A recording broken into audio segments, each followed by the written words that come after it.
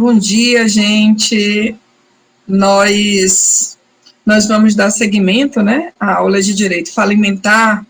Eu acabei postando agora há pouco o estudo dirigido, talvez vocês não tenham visto, e na sequência, né, de tarde, eu vou postar os slides, que eu cresci os slides mais um pouquinho, mas não deu tempo eu postar agora de manhã.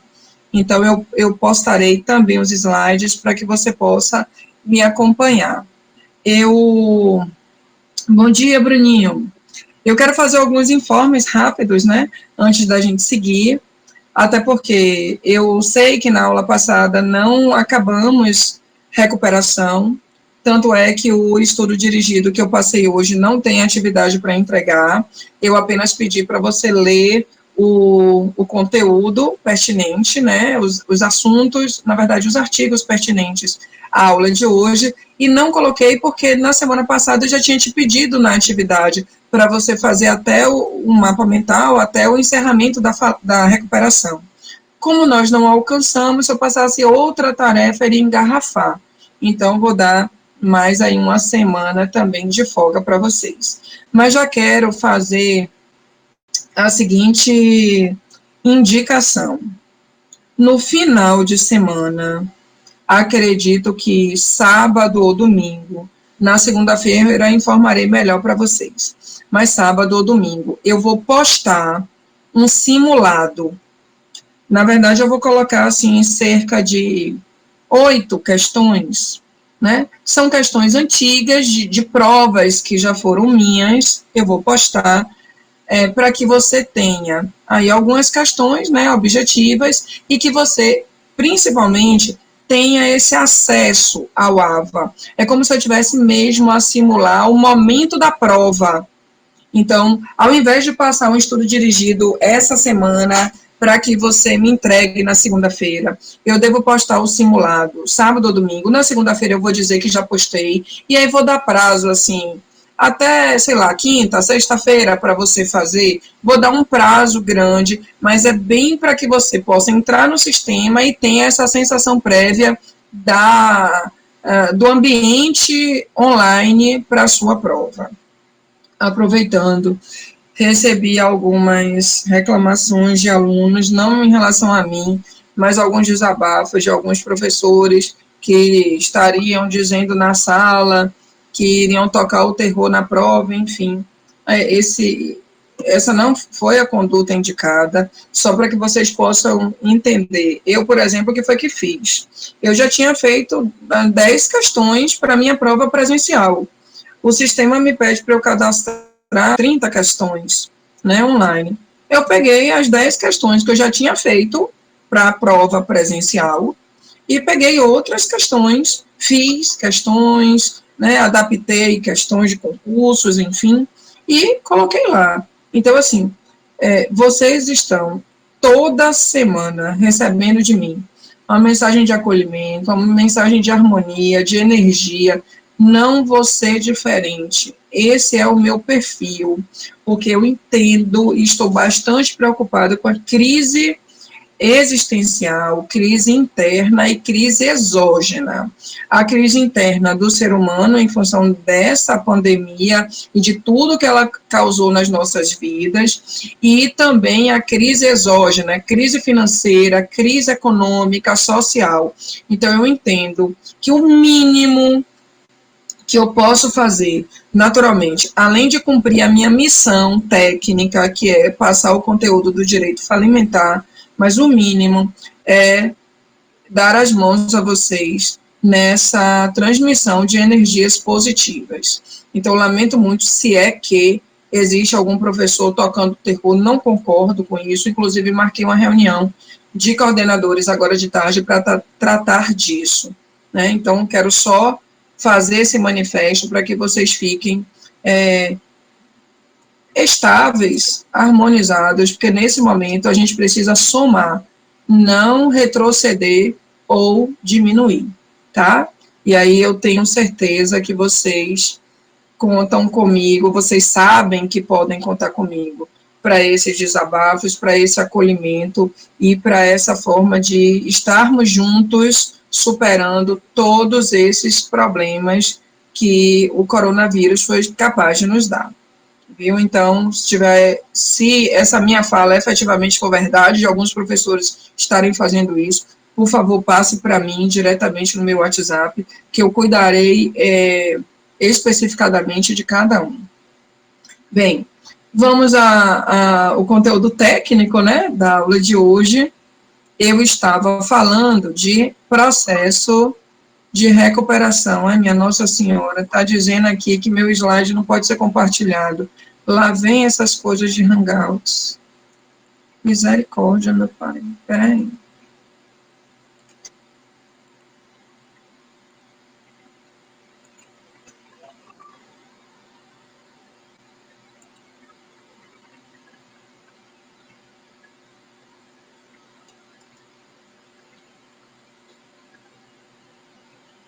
Só um instantinho, viu, gente, que eu estou tentando aqui,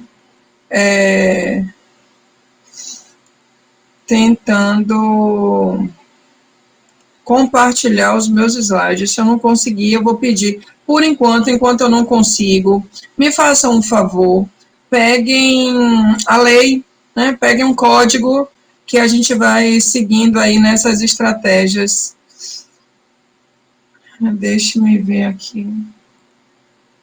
Semana passada, em alguma turma, deu a mesma coisa. Aí, na aula seguinte, eu consegui fazer. Né?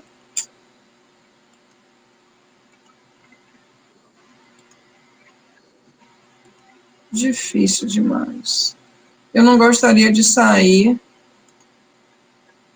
Eu não gostaria de sair para não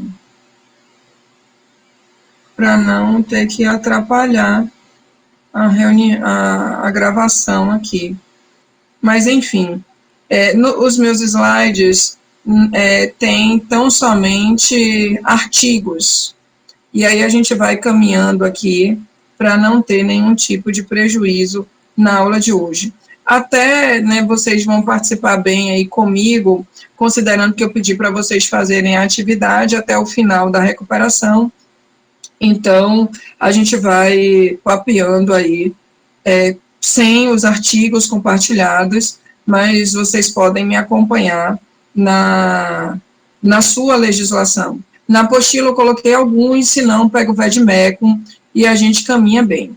Eu vou fazer só um breve resumo, né, 5 minutinhos apenas, sobre o que nós falamos na semana passada, para daí a gente seguir nas considerações pertinentes à aula de hoje.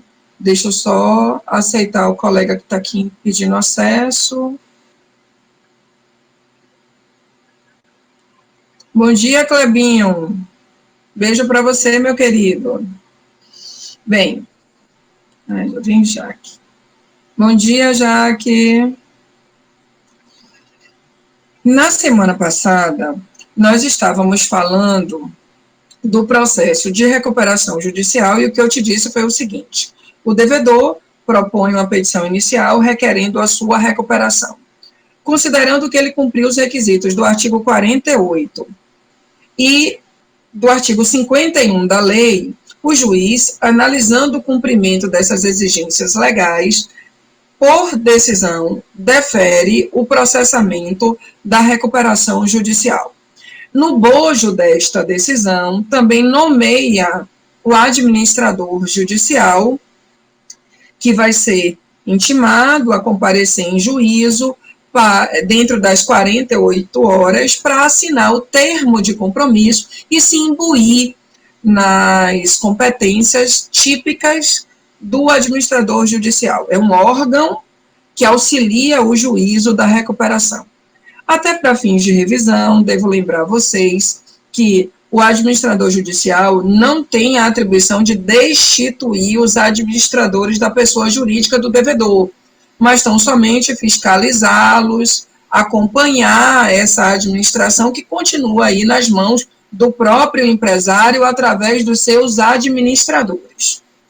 Considerando que o administrador judicial assinou o termo de compromisso, ele vai diligenciar por ordem do juiz, aquele procedimento incidental de verificação e habilitação dos créditos, que nós já estudamos aqui. Ele vai ter que publicar um edital e cumprir aí o prazo de espera de 15 dias para que os credores possam apresentar divergências ou se habilitar, depois o administrador publica novo edital, e aí a gente também tem a etapa para possíveis impugnações ao crédito, e estudamos, né, aqueles prazos de 10 dias, 5, 5, 5, até que o juiz profere aí essa decisão, se houver impugnação. Teremos, então, o quadro oficial dos credores, isto é, o nome dos credores, os seus respectivos créditos e a natureza dos seus créditos. Por que isso acontece e qual é a importância disso? É que, primeiro, os credores que se habilitarem no prazo de lei terão direito de votar, de deliberar na Assembleia Geral que porventura for designada. Os credores que não se habilitarem tempestivamente serão considerados credores retardatários e não terão direito a voto. Notem, eles não perderão o direito aos créditos, apenas perderão o direito aos votos e funcionarão, né, com essa necessidade de aceitar o que esse processo democrático decidiu em assembleia. Paralelamente, o que vocês viram na semana passada, eu inclusive coloquei isso num papel e mostrei para vocês, vocês viram que o devedor é intimado a apresentar o plano de recuperação judicial no prazo improrrogável de 60 dias. Se o devedor não apresentar esse plano no prazo de 60 dias, o juiz vai convolar em falência, considerando que ele entregou o plano de recuperação judicial. Vamos, então, seguindo no que a gente já falou na semana passada, mas só para deixar aí a sua mente muito consolidada em relação a esse conteúdo.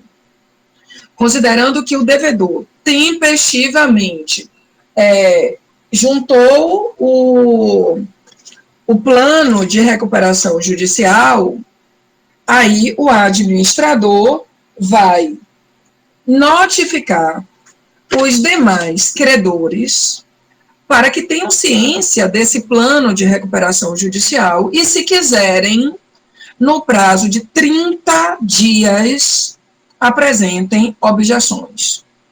E o que nós concluímos facilmente na semana passada foi o seguinte: se porventura nenhum credor apresentar objeção ao plano de recuperação judicial, a gente conclui que os credores aprovaram tacitamente esse plano de recuperação.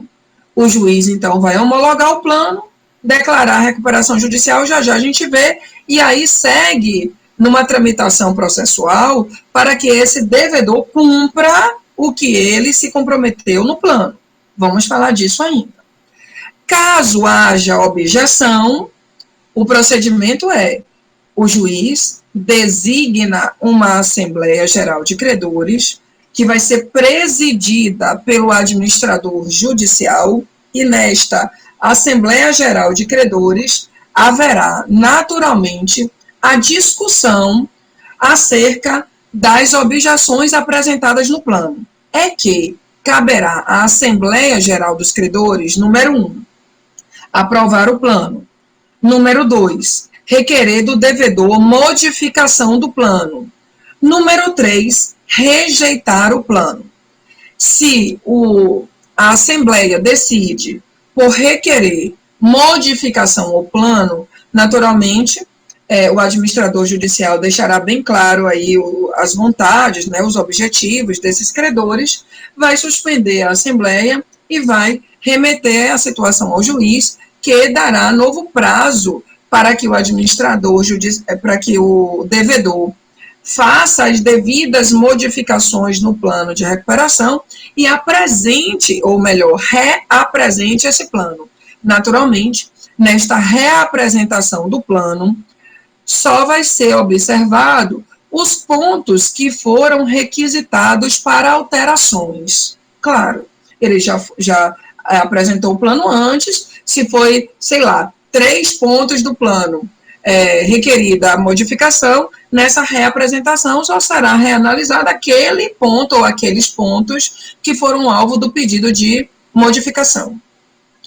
Note que essas estratégias decorrem do cumprimento da função social da empresa, porque é melhor para todos, tanto para o devedor empresário, quanto para os seus credores, é melhor para todos que a empresa, isto é, a atividade, se mantenha em funcionamento normal, porque o funcionamento permitirá, ou pelo menos tende a permitir, receita, e com essa receita haverá o pagamento dos credores.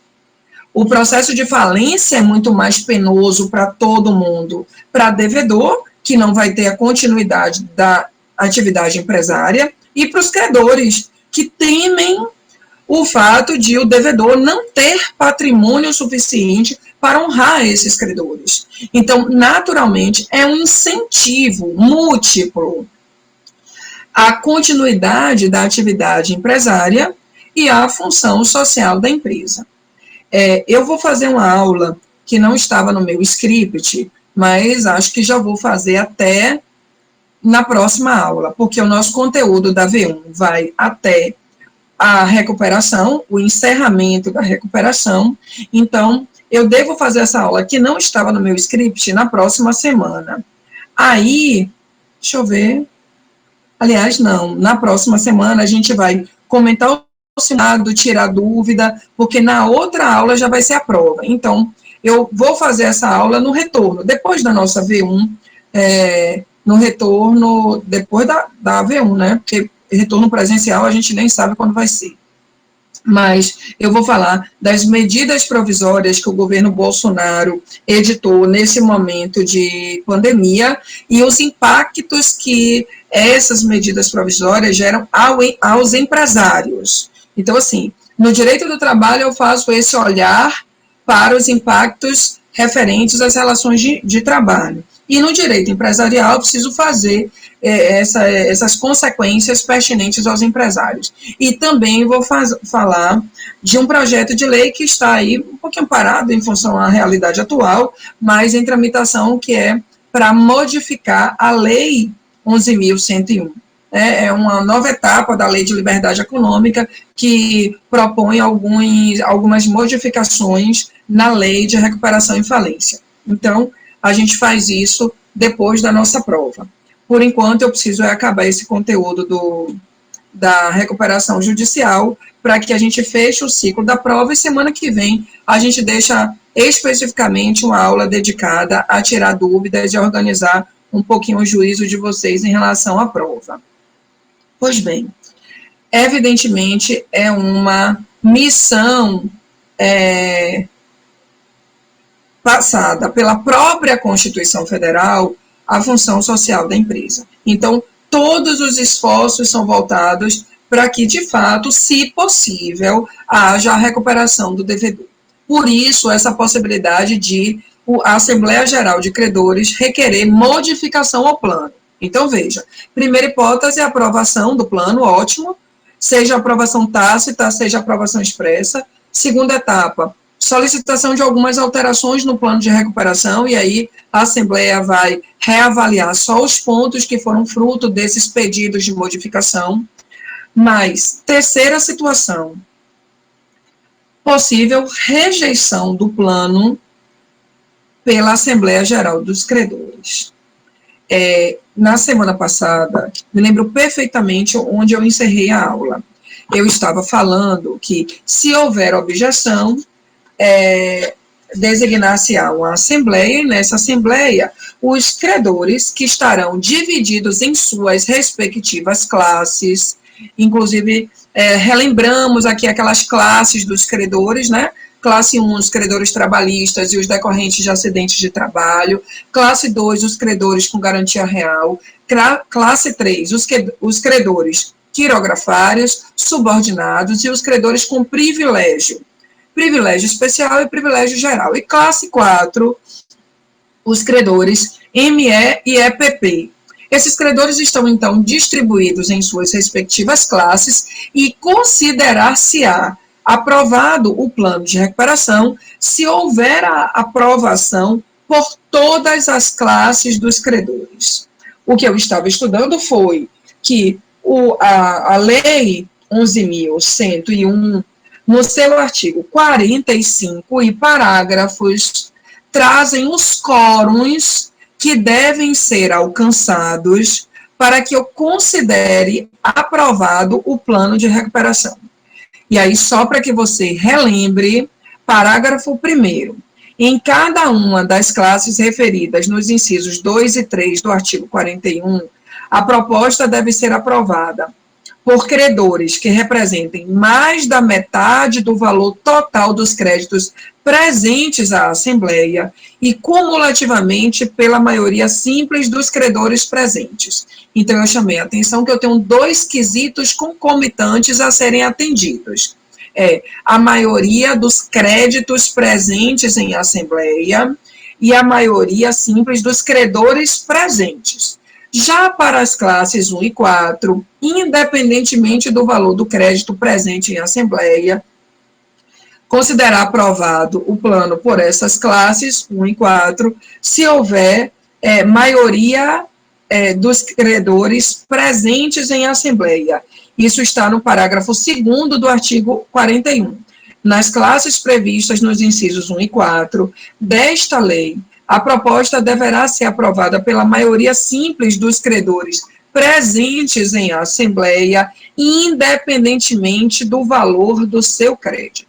Agora, a pergunta que eu deixei no ar e que eu disse que eu iria começar a aula falando sobre o cram-down foi o seguinte: professora, se esses quórums não forem alcançados, esses quórums do artigo 45 não forem alcançados, eu vou concluir que os credores não aprovaram o plano. Essa não aprovação é sinônimo de rejeição, e se a Assembleia rejeita o plano, o juiz precisa convolar esta recuperação judicial em falência. Isso nós já tínhamos, inclusive, dito nas nossas aulas presenciais. Sim, é verdade. Só que o cram-down é um instituto jurídico apresentado pelo artigo 58, parágrafo único, que significa empurrar goela abaixo. Foi exatamente falando disso que eu acabei a aula passada para vocês lembrarem. Isto é, a lei de recuperação judicial apresenta uma hipótese que, ainda que os credores não aprovem em Assembleia o plano, isto é, ainda que os quórums do artigo 45 não tenham sido alcançados, se porventura tiver alcançado um quórum de aprovação menor, que são os quórums que estão no parágrafo 1º do artigo 58, então o juiz poderá aprovar o plano e homologar o plano. Então, note que, excepcionalmente, eu estou te dando uma situação, te dando uma hipótese, artigo 58 da lei, em que, mesmo não tendo sido alcançados os quórums do artigo 45, o juiz não vai convolar em falência. O juiz vai considerar aprovado o plano de recuperação e homologado esse plano se tiver alcançado outros quórums. Olhe para mim para você conseguir entender. Digamos que o artigo 45 estabeleça esse quórum aqui para que as classes aprovem os respectivos quórums. O que o artigo 58 faz é o seguinte: bem, se esses quórums aqui não forem alcançados, mas forem alcançado um quórum quase semelhante, que seja suficiente, de acordo com o olhar do legislador, para que o juiz possa reconhecer esta função social da empresa, mesmo sem a aprovação dos credores com aquele quórum, o juiz, ao invés de convolar a recuperação em falência, vai homologar o plano. Só que quais quórums são esses? E aí preste atenção à minha fala. A lei não deixou a cargo absoluto de um juízo de razoabilidade, proporcionalidade, um juízo subjetivo do juiz, não. Não é o juiz que decide assim, pô, a Assembleia não deixou, mas eu vou entender que sim. Não. É preciso que os quórums trazidos e flexibilizados no artigo 58, parágrafo 1º, tenham sido alcançados. Por isso eu fiz essa digressão com a minha mão. Eu não alcancei esse quórum, mas eu alcancei esse aqui. Então, o juiz pode, analisando o caso concreto, homologar o plano de recuperação judicial. Outra guerra é o texto da lei. Quando o juiz concederá, poderá conceder a recuperação judicial, poderá, diante de um significado de faculdade, ou de um poder dever, ou deve. Então, a doutrina também se debate com isso, e majoritariamente tem entendido que é uma faculdade do juiz. Valendo-se, então, desses princípios da razoabilidade e da proporcionalidade, para que você possa acompanhar melhor o meu pensamento. Eu já relembrei aqui os quórums do artigo 45, e agora eu vou ler o artigo 58, para você entender esta flexibilização. Quando é que o juiz pode homologar o plano de recuperação judicial, ainda que a Assembleia não tenha aprovado naqueles quórums do artigo 45, mas obteve-se ou alcançou-se outros quórums. E quais quórums são esses? É o artigo 58, e é esse artigo 58 que traz para você aquela informação do Crandall que eu falei na semana passada. Então, inclusive, tem sido o posicionamento do STJ, inclusive, algumas decisões, até da 4ª turma do STJ, eu vou até depois pegar. Para quem se interessar, eu vou colocar assim, leituras complementares, né? E deixa eu escrever certo aqui, para vocês. Pronto. Leituras complementares, eu vou colocar lá no teu portal, no AVA, justamente para que você possa ler um pouquinho mais isso, principalmente se você for empresário. Sim, essas informações estão no artigo 58. Vou ler agora. Cumpridas as exigências desta lei, traduzindo, considerando que o devedor cumpriu aqueles requisitos do artigo 48, que por isso, inclusive, teve o deferimento do processamento da recuperação judicial. Então, cumpridas as exigências desta lei, o juiz concederá a recuperação judicial do devedor, cujo plano não tenha sofrido objeção de credor, nos termos do artigo 55 desta lei, então, que não tenha sofrido objeção, ou que tenha sido aprovado pela Assembleia na forma do artigo 45. Por enquanto, aí eu não tenho um Crandall. Aí, digamos assim, a rotina tradicional da vida processual. Se não houve objeção, houve aprovação tácita. Se eu alcancei os quórums do artigo 48, a própria Assembleia Geral de Credores aprovou o plano.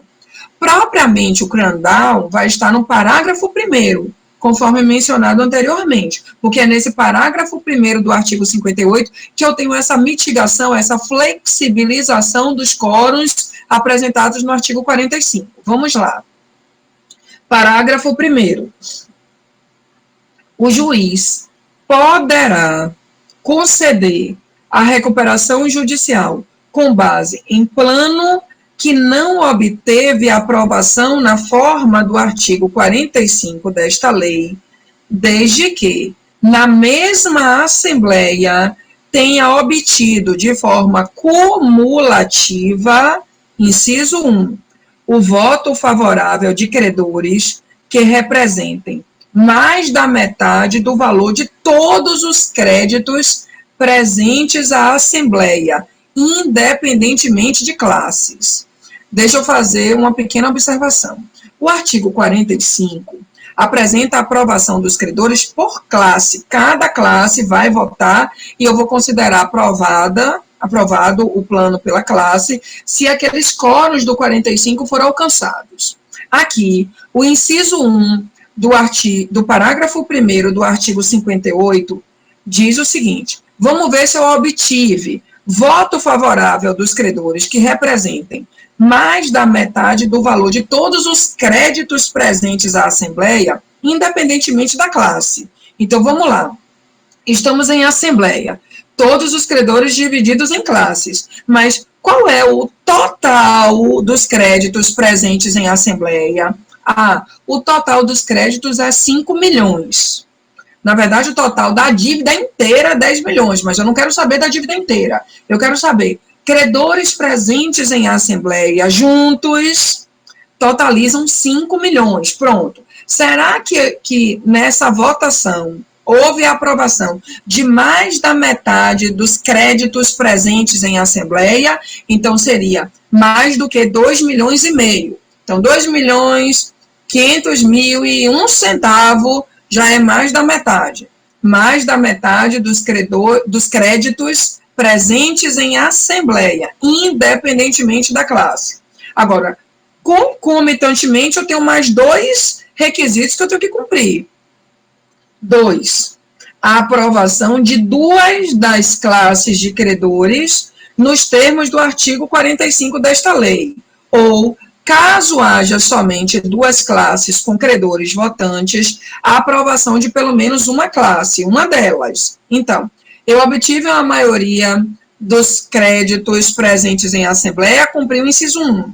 Mas eu tenho que olhar essas classes aí. Vamos imaginar, eu tenho 4 classes. Pelo menos 2 delas precisam aprovar o plano nos termos do artigo 45.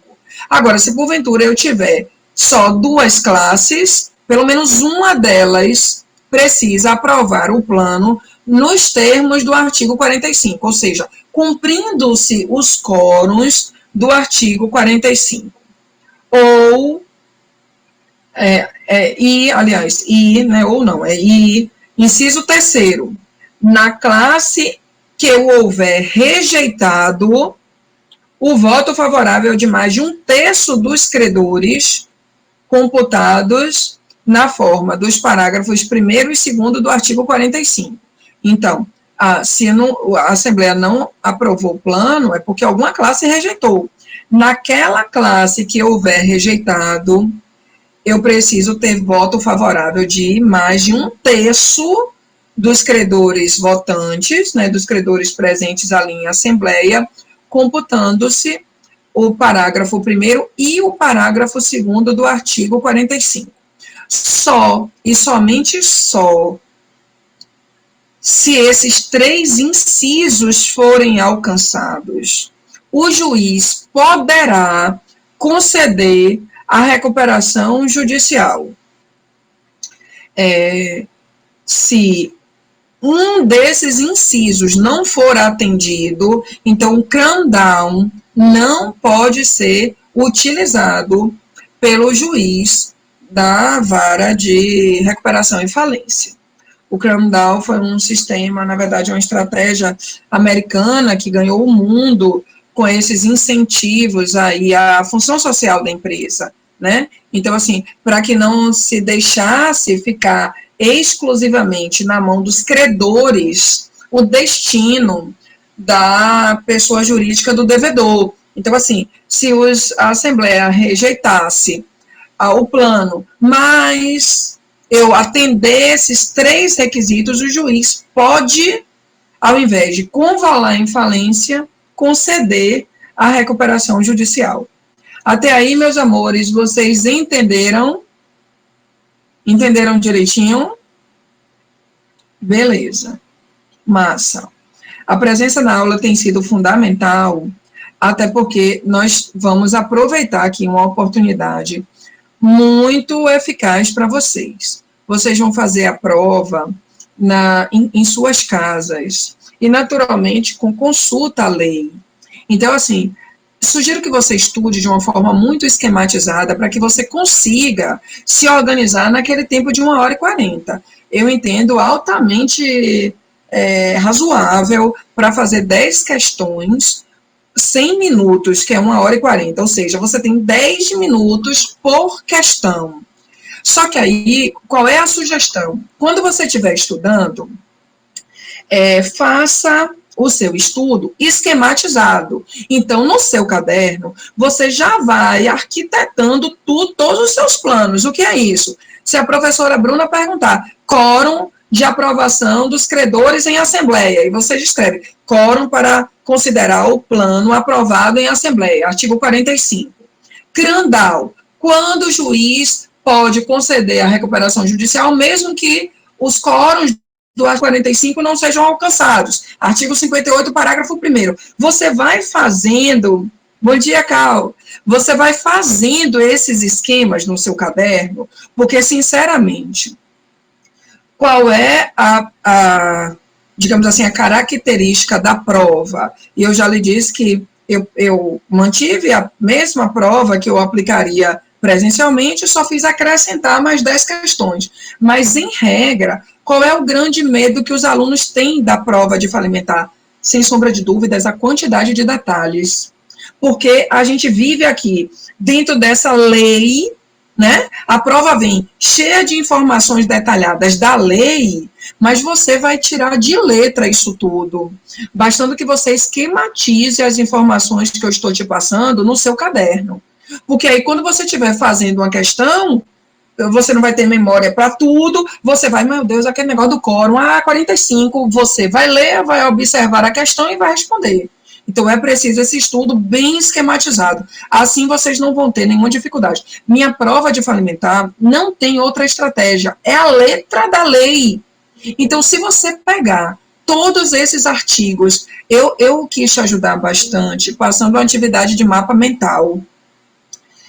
Jogue no Google depois, assim, mapa mental sobre o processo de recuperação judicial. Você vai ver lá vários mapas mentais organizando essas etapas, como eu tenho feito com você, e puxando, assim, uma nuvenzinha, um balãozinho, colocando os artigos. Se você puder, no dia da prova, deixe esse mapa mental perto, porque ele vai te conduzir rapidamente nos artigos que você vai precisar consultar para você marcar as questões da prova. Bom dia, Celi! Saudade, Flor, bom dia!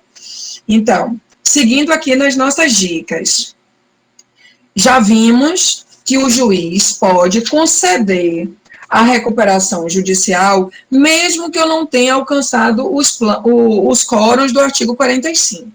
Agora, o nosso objetivo é efetivamente seguir até o encerramento da recuperação judicial. E aí, para você, meu querido ou minha querida, que porventura já fez o seu mapa mental, sugiro que você pegue ele, porque aí você pode ir completando alguma informação ou outra que porventura deixou escapar aí quando você estava fazendo a atividade.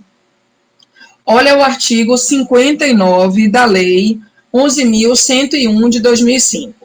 O plano de recuperação judicial implica novação dos créditos anteriores ao pedido e obriga o devedor e todos os credores a ele sujeitos, sem prejuízo das garantias, observando-se o disposto no parágrafo 1º do artigo 50. Então, assim, toda a proposta consolidada no plano de recuperação gera, claro, nova ação da dívida. A decisão judicial que conceder a recuperação judicial constituirá título executivo judicial. Contra a decisão que conceder a recuperação judicial, caberá agravo, porque se trata de uma decisão interlocutória e pode ser interposto por qualquer credor ou, inclusive, pelo Ministério Público, que atua no processo de recuperação como fiscal da lei. Aproveitando, antes de ler aqui o artigo 60, 61 até o 66, deixa eu te fazer uma observação que eu acho que eu fiz rapidamente nas nossas aulas presenciais, mas não fiz aqui nas nossas aulas online. Eu quero chamar a atenção para você para um artigo super importante, que é o artigo 54. Porque até aqui você viu que é o devedor que elabora a sua estratégia de superação da crise. E essa estratégia está consolidada no plano de recuperação, e os credores vão aprovar ou não esse plano, podendo o juiz conceder a recuperação no caso do parágrafo 1º do artigo 58. Mas, super entendido, já repeti isso 300 vezes. Mas o que eu quero chamar a atenção é que, no artigo 54, nós temos um tratamento favorecido, diferenciado, preferencial para determinados credores. Então, o que eu estou te dizendo é que alguns credores terão prestígios, terão privilégios nesse plano de recuperação judicial. Eu estou a falar dos trabalhadores, em função do seu crédito de natureza alimentar. Olha o artigo 54. O plano de recuperação judicial não poderá prever prazo superior a 1 ano para pagamento dos créditos derivados da legislação de trabalho ou decorrentes de acidentes de trabalho, vencidos até a data do pedido da recuperação. Então, no plano de recuperação judicial, vamos imaginar, Miguel é um fornecedor, o plano de recuperação judicial trouxe que o crédito de Miguel, no valor de R$100 mil, será pago em 48 meses. E assim foi aprovado. Ok. Mas, se eu estiver falando do crédito de Maria Luísa, credora trabalhista, o devedor, no plano de recuperação, vai ter que se organizar para pagar esses créditos trabalhistas vencidos até a data do pedido da recuperação, no prazo máximo de 1 ano. Agora, parágrafo único. O plano não poderá ainda prever prazo superior a 30 dias para pagamento, até o limite de 5 salários mínimos por trabalhador, dos créditos de natureza estritamente trabalhista vencidos nos 3 meses anteriores ao pedido de recuperação judicial. Vamos imaginar que Elane é uma empregada, que inclusive a pessoa jurídica pediu recuperação judicial e Elane continuou trabalhando. Na data do pedido da recuperação judicial, digamos que o salário de Elane estava atrasado em 3 meses, em função dessa crise que o empregador está passando, empregador empresário. Elane ganhava o correspondente a 5 salários mínimos. Então, em 3 meses, ela tem 15 salários mínimos de atraso. Você concorda? O que o parágrafo único está dizendo é que, no plano de recuperação, o devedor deve se organizar para pagar, pelo menos, na verdade, respeitando-se 5 salários mínimos por trabalhador em 30 dias. Então, o devedor vai ter que estabelecer, no prazo máximo de 30 dias, para pagar a Elane, respeitando-se esse limite de 5 salários por trabalhador, em relação aos débitos trabalhistas que ele tinha, ele devedor, nos últimos 3 meses antes do pedido de recuperação judicial. Aí você pergunta, peraí, Pro, você disse que a Elane tinha aí um crédito de 15 salários mínimos. Eu entendi. O devedor vai ter que, no prazo de 30 dias, pagar 5 salários mínimos a Elane. Ok. E os outros 10 salários mínimos paga como? No prazo máximo de 1 ano. Então, o artigo 54 traz essa prioridade aos credores trabalhistas. É a única prioridade que a recuperação judicial apresenta em relação ao pagamento dos credores. Os outros credores podem ter seus créditos divididos em 1 ano, 2, 3, 4, 5, vai estar no plano e esse plano vai ser aprovado ou não. Mas os credores trabalhistas têm uma tutela da lei para que o credor pague esses créditos em 30 dias ou em, no máximo, 1 ano. É o único privilégio que a lei traz. Pois bem, considerando que o juiz concedeu a recuperação judicial, veja o artigo 61. proferida a decisão prevista no artigo 58, que é justamente aquela decisão que o juiz concede a recuperação, o devedor permanecerá em recuperação judicial até que se cumpram todas as obrigações previstas no plano, que vencerem até 2 anos depois da concessão da recuperação. E aí eu vou ler esse artigo 61 todo, depois eu vou fazer aqui minha louça itinerante para você ver. Durante o período estabelecido no caput, ou seja, durante esses 2 anos de cumprimento do plano, depois da concessão da recuperação judicial, o descumprimento de qualquer obrigação prevista no plano acarretará convolução da recuperação em falência, nos termos do artigo 73. Parágrafo 2º. Decretada a falência, os credores terão reconstituídos seus direitos e garantias nas condições originalmente contratadas, deduzidos os valores eventualmente pagos e ressalvados os atos validamente praticados no âmbito da recuperação judicial. Esse parágrafo segundo diz o seguinte: vamos imaginar que DRI tinha um crédito original de R$200 mil, mas o devedor sugeriu pagar, propôs pagar R$100 mil, e o plano de recuperação foi aprovado. Só que ele descumpriu nesses próximos 2 anos da concessão do plano, o devedor descumpriu. O que o parágrafo 2º diz? Que DRI terá o direito agora sobre o crédito originário de R$200 mil. Agora, claro, vamos abater o que porventura já foi pago, até para se afastar a possibilidade do locupletamento sem causa ou enriquecimento ilícito. Artigo 62. Após o período previsto no artigo 61 desta lei, no caso de descumprimento de qualquer obrigação prevista no plano, qualquer credor poderá requerer a execução específica ou a falência, fundando-se no artigo 94 desta lei. Então, meus queridos, já que eu li o artigo 61 e também o 62, vocês vão se organizando aí no seu caderno, porque eu também vou me organizar aqui na minha folha itinerante e vou mostrar uma coisa bem interessante para você.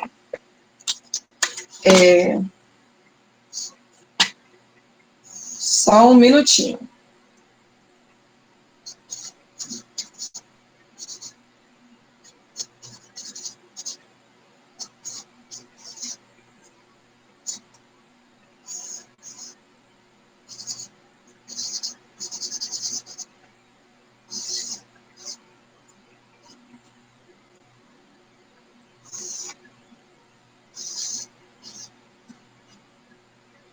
Eu e meus desenhos.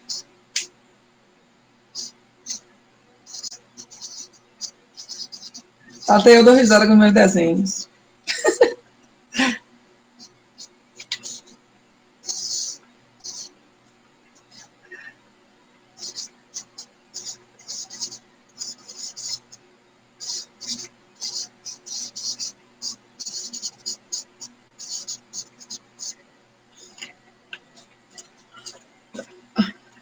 Olha que bonitinho. Eu vou explicar para vocês. Peguei até o piloto para ser melhor. Olha, aqui a decisão de concessão da recuperação judicial. Vou até tirar esse P aqui, aprovação da recuperação judicial. Melhor. Então, o juiz aprovou o plano e concedeu a recuperação judicial. É porque era para eu fazer assim, ó. Aprovação do plano de recuperação judicial e, ó, agora melhorou. Aprovação do plano da recuperação judicial, decisão que aprovou o plano de recuperação judicial e concedeu ou deferiu a recuperação judicial. Essa etapa aqui, ó, olhem para mim, depois até eu espero um pouquinho você copiar, para você não se perder. Esse período aqui de 2 anos é o período em que o juízo vai continuar observando o devedor para ver se ele está cumprindo o plano. Eu não estou dizendo, meus amores, que todas as dívidas do devedor precisam ser pagas em 2 anos. Eu não te disse isso, não. Eu disse que o juízo vai observar os próximos 2 anos. Por quê? Se o devedor descumprir o plano nesses próximos 2 anos, ó meu foguinho do inferno, ó a cruz, convolução em falência. Então, o juiz aqui, ó, deferiu a recuperação. Se o devedor andar mal, descumprir o plano de recuperação judicial, convolução em falência. Não tem vez. Até aí, beleza? Agora, se o descumprimento for depois dos 2 anos da concessão da recuperação judicial, isto é, os primeiros 2 anos, o devedor andou direitinho, foi cumprindo tudo certinho, pagou todos os compromissos, mas passados 2 anos ele começou a descumprir. Aí diz o artigo 62, o credor pode ou executar esse valor que não foi cumprido, ou pode requerer a falência nos moldes do artigo 94 da Lei de Recuperação em Falência. Detalhe que eu quero que você perceba: depois de 2 anos da concessão, não há mais possibilidade de haver convolução em falência. A convolução vai acontecer por descumprimento do plano nos primeiros 2 anos. Descumpriu depois dos 2 anos, o juiz não vai convolar a recuperação em falência, não. O devedor vai estar aí sob o risco de, caso o credor queira, o credor vai fazer um processo autônomo, distribuído, claro, por dependência, requerendo a falência do devedor nos moldes do artigo 94. Nos moldes do artigo 94. Por enquanto, meus queridos, vocês entenderam até aí? Digam sim ou não, qualquer coisa eu volto e espero um pouquinho só para você se organizar aí no seu mapa mental. Quem já fez, ó, pode só ir conferindo. Sim, sim, todo mundo dizendo sim, que beleza. Isso é uma verdadeira parceria entre excelentes alunos e uma professora maravilhosa. Jesus Cristo. Já deu para vocês copiarem? Mas não é? É claro. Dupla dinâmica, aluno maravilhoso com professora maravilhosa. Estou no céu. Já deu? Pronto. 10 na prova, com certeza. Sem sombra de dúvidas. Uma explicação dessa. E ainda com código, tudo, claro que sim, vocês merecem, ué. Você está rindo com os meus desenhos, é calmo. Mas não é bem assim, tudo que eu faria em sala eu estou fazendo aqui, ué. Eu sou eu, mesma coisa. Só estou distante. Olha o foguinho dos infernos aqui, ó. É porque eu não achei um piloto vermelho aqui, senão esse foguinho dos infernos ali, ó, eu teria feito de vermelho. Que aqui é para demonstrar o descumprimento pelo devedor do plano, convolução e falência. Aqui não acontece mais a convolução. Ou o credor executa, ou ele vai requerer falência. A informação você até acha no livro, mas um desenho desse, meu amigo, só eu, só com sua professora top, master top. Toda mentira. Meus desenhos são bala, viu? Eu não sei desenhar, não, mas essas carinhas tristes e felizes são carinhas providenciais.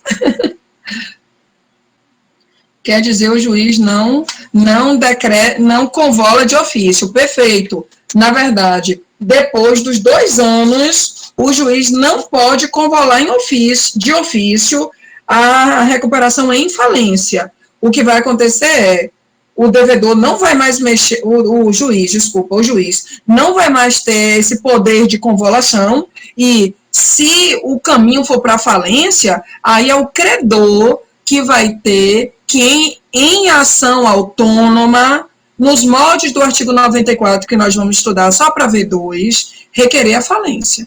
Mas não existe a possibilidade de convolução em falência, não. Só dentro desses primeiros 2 anos a contar da decisão que concede ou que defere a recuperação judicial. Beleza, gente? Tranquilo? Voltando aqui à leitura. Hoje a gente vai ter uma aula menor, porque eu não vou empurrar assunto na sua cabeça, qualquer coisa eu faço as digressões que eu queria. Artigo 63. O plano de recuperação é deliberado pela Assembleia, presidido pelo administrador e aprovado pelo juiz. Exatamente. Eu falei isso aqui na aula passada, inclusive no início da aula de hoje. Sim, Dani, o plano de recuperação é deliberado pela Assembleia. Essa deliberação pode gerar, inclusive, aprovação tácita e nem precisa de Assembleia. Se, quando o administrador judicial intima esses credores, eles se mantêm silentes e não apresentam objeção. Se houver objeção, aí é que a gente tem a Assembleia. Nessa Assembleia, essa reunião estará presidida pelo administrador judicial e aprovado o plano, o juiz homologa. Mais hoje, no artigo 58, parágrafo 1º, você viu a possibilidade de, mesmo que os quórums do 45 não sejam alcançados, o juiz pode, com outros quórums, aprovar o plano e conceder a recuperação. Lani me ajudou aí, informando o artigo 51, que fala, na verdade, 61, e que fala dos 2 anos em que o juízo permanece atento ao cumprimento do plano, e depois eu também li o artigo 62, isto é, o artigo 61, deixa eu mostrar de novo meu papel, olhem para mim, o artigo 61 fala disso aqui, ó, e o artigo 62 fala disso aqui.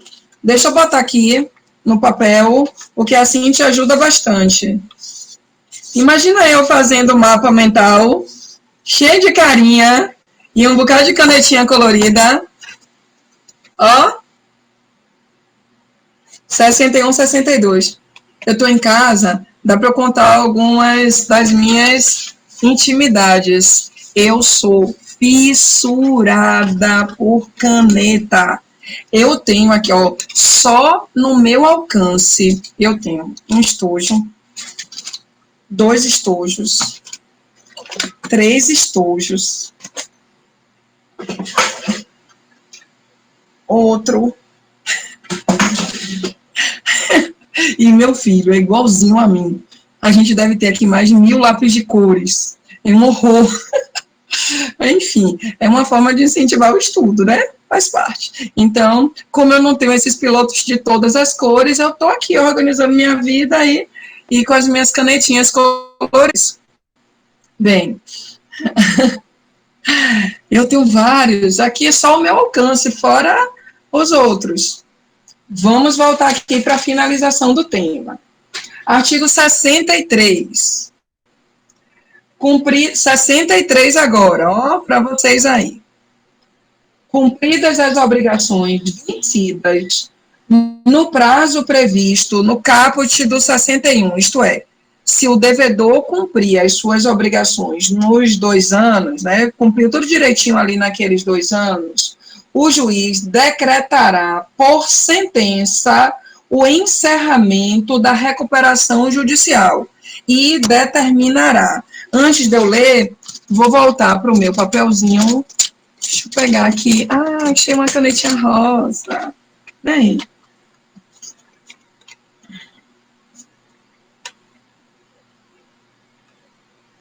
Olha. Ó, o juiz, artigo 63.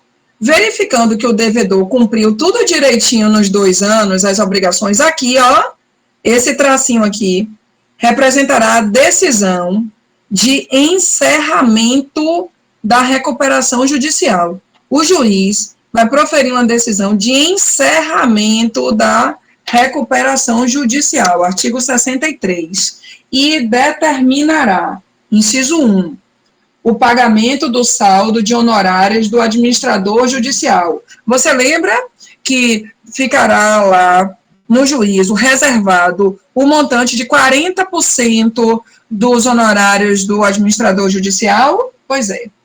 Então, o juiz determinará o pagamento do saldo de honorários ao administrador judicial, somente podendo efetuar a quitação dessas obrigações mediante a prestação de contas no prazo de 30 dias e a aprovação do relatório previsto no inciso 3º desse artigo que eu já vou ler. Inciso 2º, a apuração do saldo das custas judiciais a serem recolhidas. Inciso 3º, a aprovação do relatório circunstanciado do administrador judicial no prazo máximo de 15 dias, versando sobre a execução do plano de recuperação pelo devedor. Inciso 4, a dissolução do comitê de credores, se houver, porque você sabe que o comitê de credores tem natureza facultativa, e a exoneração do administrador judicial, que então já cumpriu todas as suas missões de auxiliar o juízo da recuperação. Inciso 5, a comunicação ao registro público das empresas para as providências cabíveis. É o seguinte, gente, deixa eu pegar outra folhinha aqui. É que quando o juiz defere o processamento da recuperação judicial, vamos imaginar que eu esteja aqui analisando um nome empresarial, que pode ser do tipo firma ou denominação de um empresário. Então, vou para um nome do tipo denominação. Café Cancún Bar e Restaurante Limitada.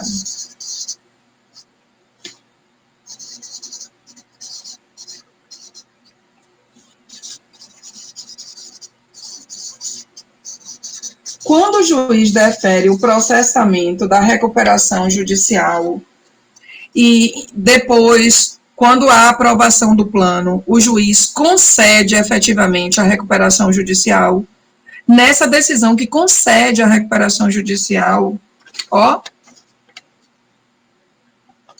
haverá, e aí, tanto na decisão que defere o processamento, quanto na decisão que confere, eu já vou ter essa situação aqui, o nome empresarial vai estar acrescentado da expressão em recuperação judicial. Quando o juiz concede essa recuperação judicial, nós vamos inserir junto ao nome empresarial, então aqui está escrito Café Cancún Bar e Restaurante Limitada, perante a junta comercial vai aparecer tracinho em recuperação judicial. Isso está acontecendo com várias empresas, inclusive a Oi, uma das empresas mais famosas. Você pode ter um plano, né, de internet, de telefone fixo, de telefonia móvel, e quando você consulta o nome empresarial da Oi, você vai encontrar Oi, tem lá, o Telemar Norte-Leste também, em recuperação judicial. Aí aqui, já que eu estou estudando o artigo 63, quando o juiz encerra esta recuperação, oficia a junta comercial, conforme inciso 5 do artigo 63, para que se retire do nome empresarial essa expressão em recuperação judicial. Para que se retire do nome empresarial esta expressão em recuperação judicial. E aí você tem o artigo 64 com as seguintes informações.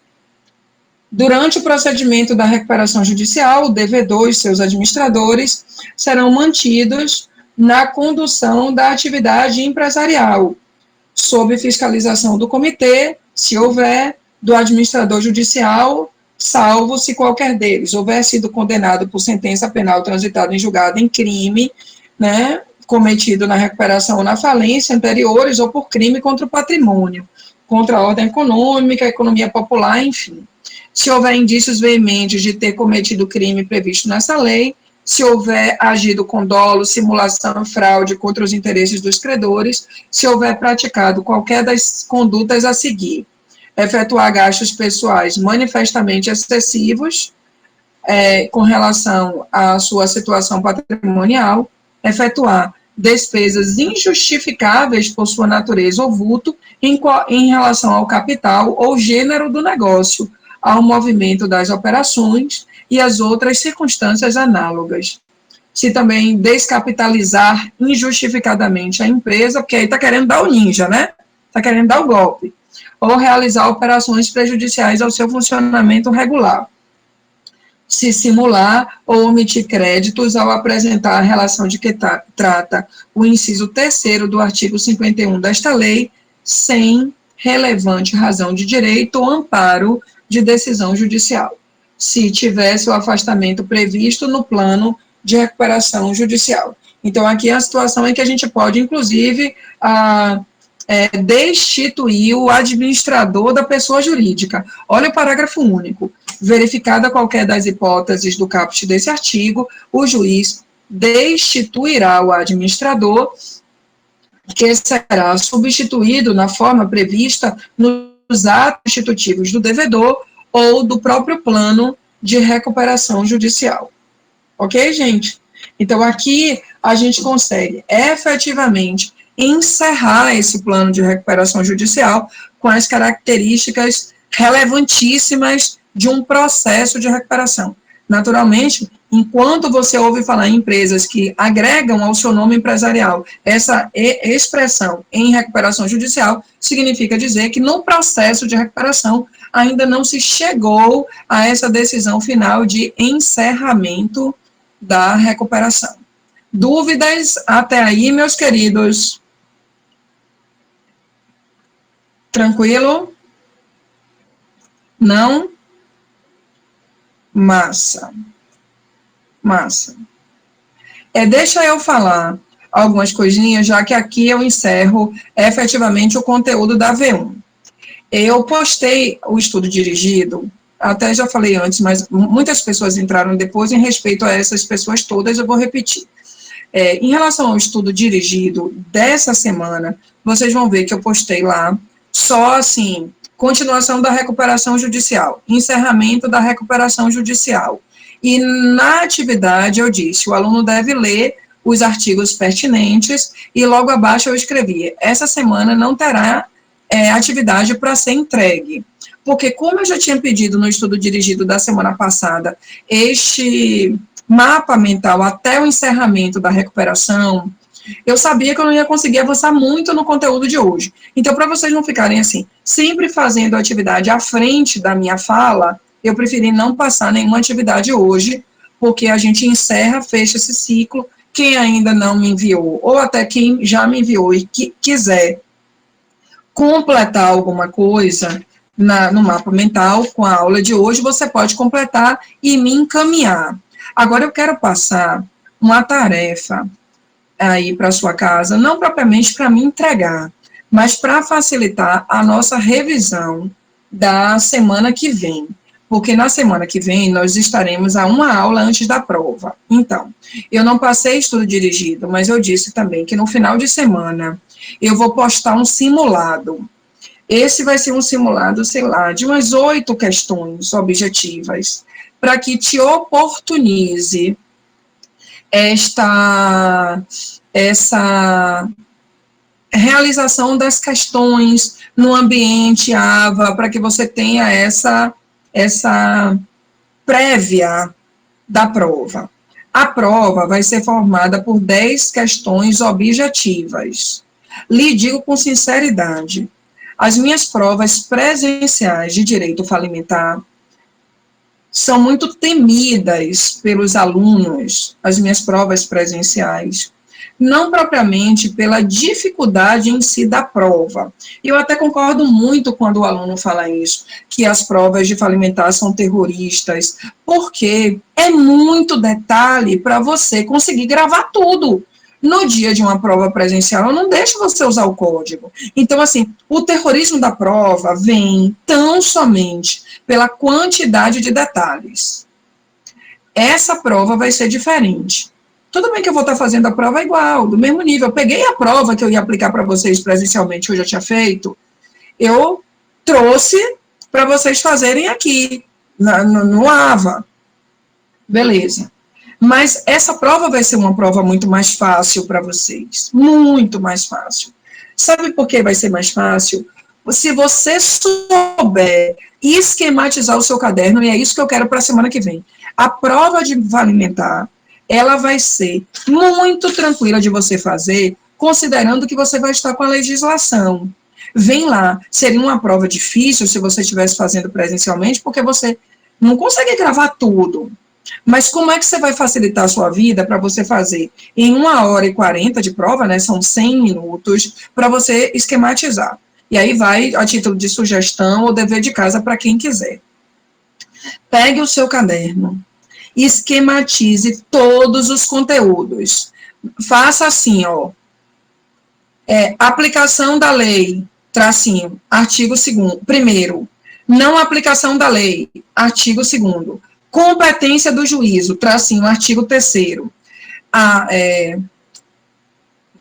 quando não pode ser exigido do devedor, artigo 5º, procedimento de verificação dos créditos, artigo 7º, aí você vai só fazendo no seu caderno, não é para copiar o artigo, não, é só você fazer um esquema no seu caderno de conteúdo e artigo, conteúdo e artigo, conteúdo e artigo. Porque quando você estiver na prova, você vai estar com isso, esse esquema, isso é uma forma maravilhosa de estudo, né? E você vai estar com código. Então, se eu estiver lá perguntando, essa lei, a lei 11.101 não se aplica a... Aí eu vou colocar lá as opções. Aí você já vai saber que isso está no artigo 2º. Eu quero saber os quórums para o Crandall.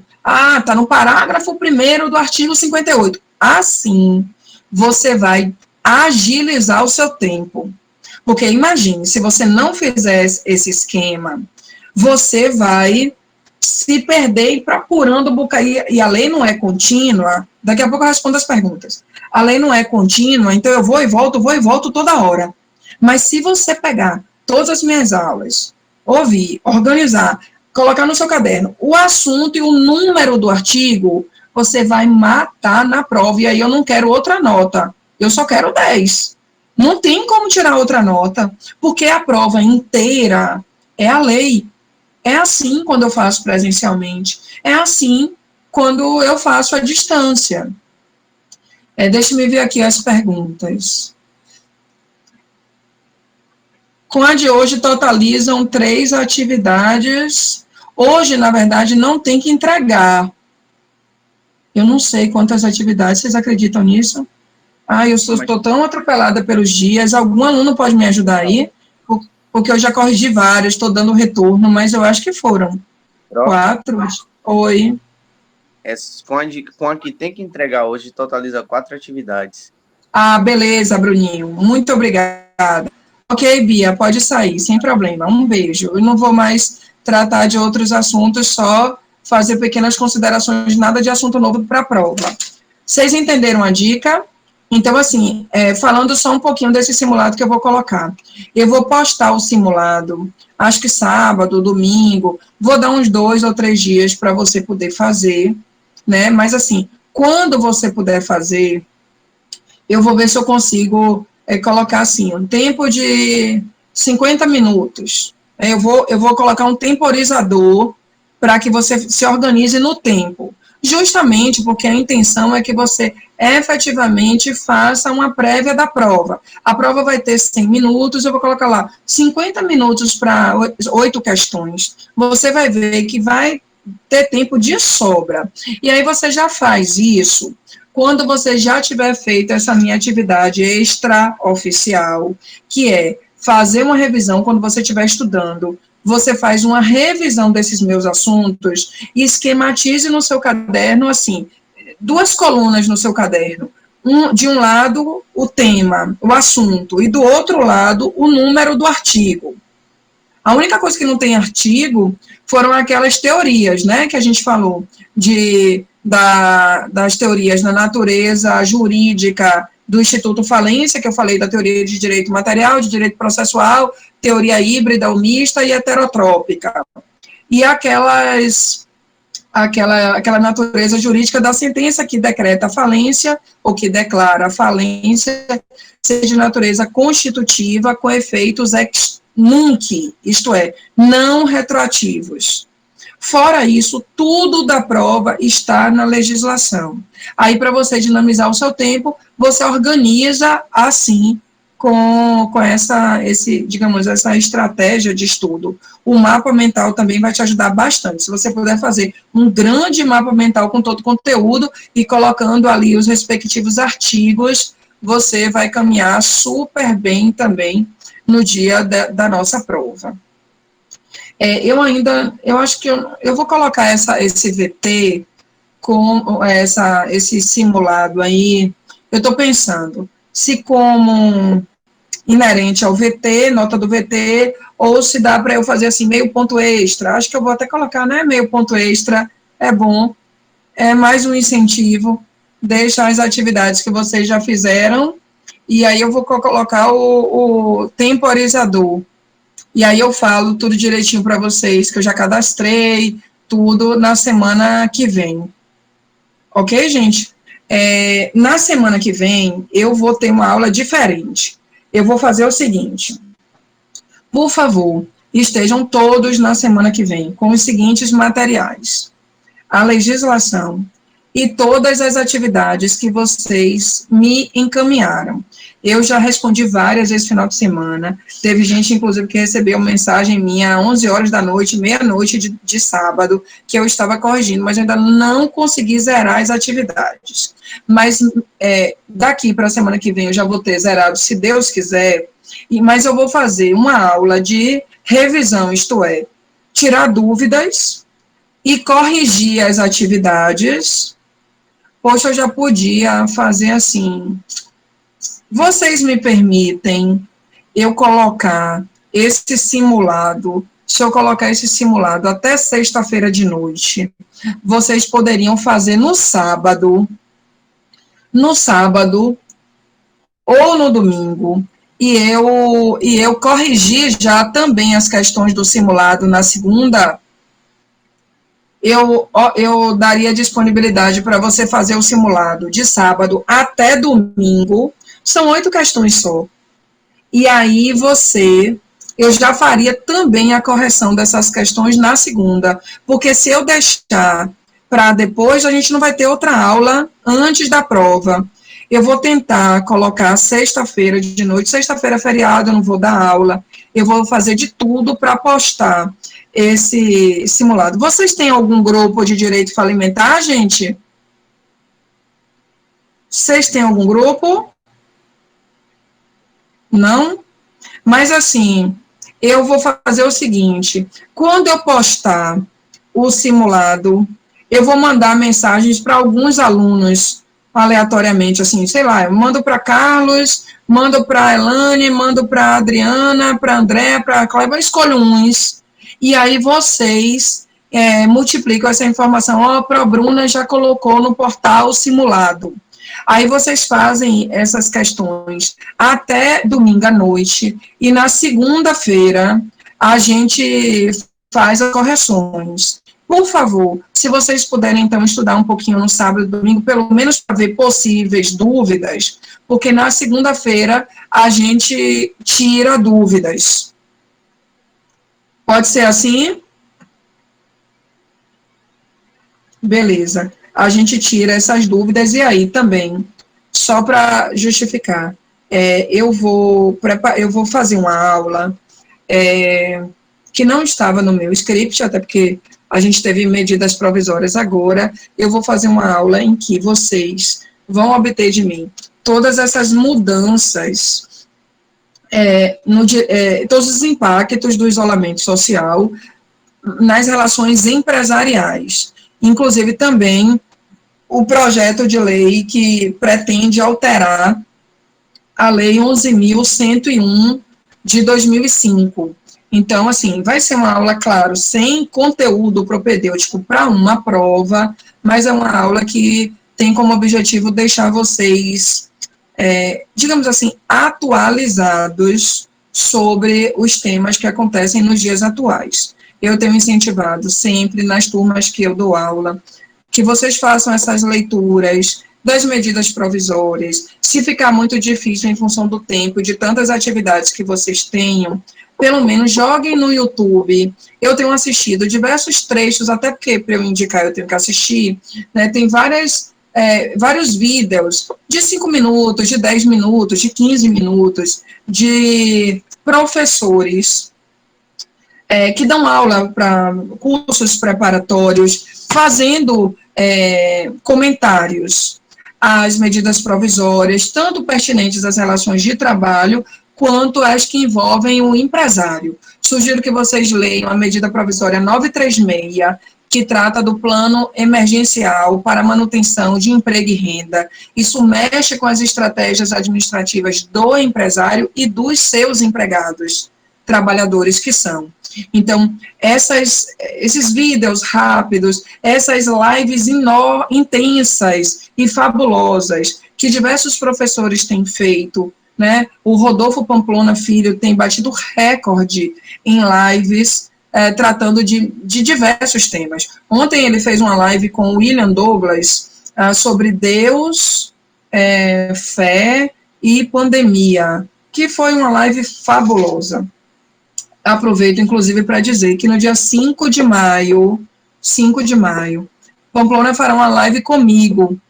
A gente vai fazer uma live, viu, Dea? Você que é fã do Pamplona, a gente vai fazer, não sei se eu já tinha dito aqui, mas a gente vai ter uma live no dia 5 de maio, 17 horas.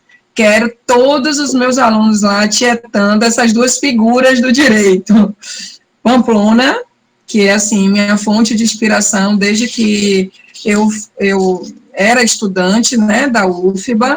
Pamplona foi meu aluno, ele foi o grande inspirador para eu seguir no direito do trabalho, e é um grande inspirador para a vida, né, para que você se mantenha focado no estudo, para que você mantenha-se atualizado com esse dinamismo enquanto professor, e ele não deixa de fazer tantas outras coisas. Ele é professor, ele é cantor, ele escreve, ele é juiz, ele faz tantas coisas. Então, assim, se porventura você é uma pessoa que, inclusive, acha que não tem tempo para nada, lembre desses ícones que estão perto de vocês, que conseguem fazer das suas 24 horas uma gincana com diversos compromissos cumpridos. E aí a gente vai debater, né? O tema da live é os impactos do isolamento social nas relações de trabalho. E, naturalmente, a gente vai dar também esse entorno sobre o direito empresarial, porque a gente tem aqui uma interseção entre o direito do trabalho e o direito empresarial. Sem sombra de dúvidas, vai ser um bate-papo enriquecedor para todos vocês. Por enquanto, restou algum tipo de dúvida da aula de hoje ou de alguma outra aula que vocês queiram revisar já agora? Ou posso fazer a chamada e liberar vocês para uma aula hoje um pouquinho mais curta, mas concluímos o conteúdo, então não vou encher a cabeça já com falência, porque agora eu já vou estudar falência. E aí, como não cai na prova, melhor não. Ô, Cal, eu ainda tenho uma aula quase até 1h da tarde, você acredita? Eu não vou para a cozinha fazer comida agora não, ainda tenho uma aula de prática trabalhista. Deixa eu dar as presenças aqui. Adriana, Andréia, Bruno, Caio, Carlos Ivan, Celi. É Celi ou Marcondes? Kleber, Daniela. É Marcondes. Pronto. Beleza. Daniela, Elane, Iara, Islane, Jaque, Josi. Obrigada pela mensagem, viu, Josi? Liana, Maria Luísa, Miguel e Miqueias. Beleza, gente? Obrigada, então, pela sua presença. Alguém quer falar alguma coisa? A prova vai só a parte de recuperação, professora? A prova é tudo que nós demos. Antes da recuperação, tem aquele conteúdo que eu chamei de teoria geral do direito falimentar. Então, desde o conceito de recuperação, falência, falei do decreto que foi revogado, o decreto-lei 7661. Veja, gente. Depois a gente falou dos órgãos auxiliares e das disposições comuns à recuperação e à falência, e depois a recuperação. Então, não é só recuperação, é até recuperação. Estou dizendo isso porque se você for pegar o conteúdo exclusivo de recuperação, você pode não estudar competência, pode não estudar as disposições comuns, o próprio procedimento de verificação dos créditos está no capítulo das disposições comuns entre recuperação e falência. Então, por isso que eu estou lembrando a você que não é só recuperação. Não vai cair o processo de falência, mas vai ser tudo que nós vimos na aula até o fim de recuperação judicial. Beleza? Tranquilo, meus queridos? Massa? Alguém tem algum tipo de dúvida? Posso me despedir, então, oficialmente, dar bye-bye e me preparar para outra aula? Qual o rango hoje aqui? Bem, marido está na cozinha, cozinha super bem. Ontem eu fiz um macarrão de panela de pressão com creme de leite, frango desfiado, milho verde. Sobrou, acho que a gente deve comer isso hoje, e o tradicional arroz, feijão e carne. Ai, ai. Confesso que ainda não subiu o cheiro de comida aqui, não, porque quando sobe o cheiro de comida é uma miséria. Eu tenho que me concentrar, porque parece, sabe, aquele espírito da comida chegando assim, ó, e eu tendo que falar, continuar falando, e meu estômago gritando, e eu no raciocínio da aula, pois é. E não aconteceu isso ainda hoje, não. Um beijo. Um beijo para vocês. Obrigada por todo o carinho, respeito. Beijo, beijo, beijo. Nem lembre dos afazeres de casa. Amanhã é o aniversário de Cauã. Eu ainda tenho que arrumar essa casa, limpar, mas bora para frente. Vamos pensar na solução. Não vamos ficar se lamentando, não, senão é pior. Beijo, meus amores. Boa semana para vocês, viu?